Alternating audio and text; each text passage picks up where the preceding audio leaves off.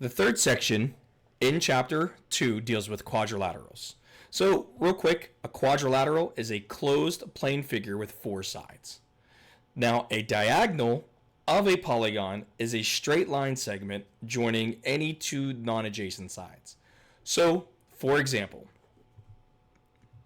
here we have a quadrilateral, and this has a very special name. This is called a rectangle. And what makes a rectangle so special is that all 4 angles are 90 degrees, okay? And these 2 sides are what we call congruent to each other. So the widths are the same and the lengths are the same. Now, the diagonal would be something like this, where if I just took a straight line and connected 2 non-adjacent sides. So that's the diagonal. Now, the types of quadrilaterals that exist are as follow. The first one looks like this. Okay, and this is a parallelogram.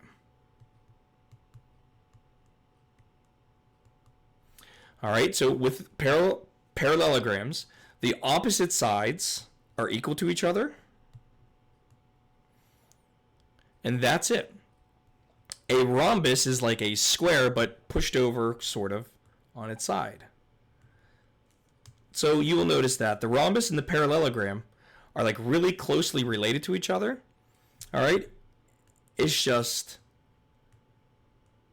let me spell this real quick. There we go. So the rhombus and the parallelogram are really closely related to the square and the rectangle respectively. They're just angled a little bit differently. All right. Then we have, like I said, our rectangle.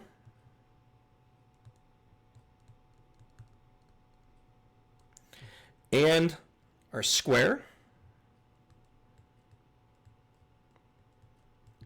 And finally, a trapezoid.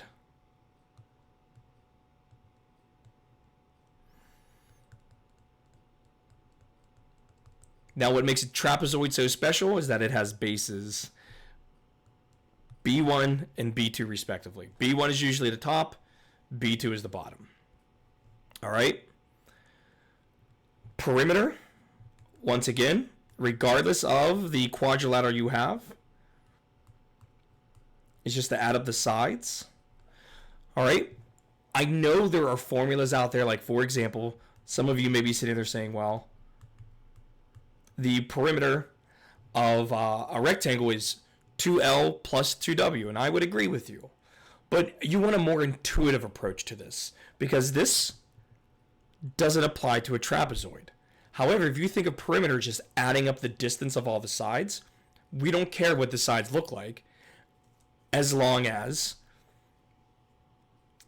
you are understanding that perimeter is the addition of the distances of the sides. That's it. So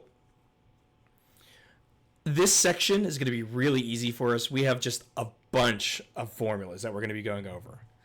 So here are going to be all the area formulas.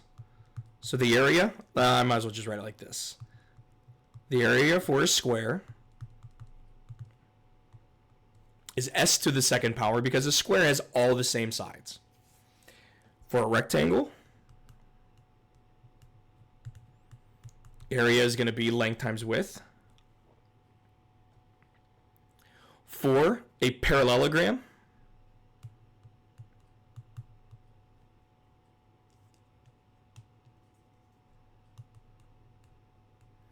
we just label it differently, but it's going to be base times height. The only one you really got to be worried about is the trapezoid. So the area for a trapezoid is 1/2 times the height times the quantity of the base on the top plus the base on the bottom.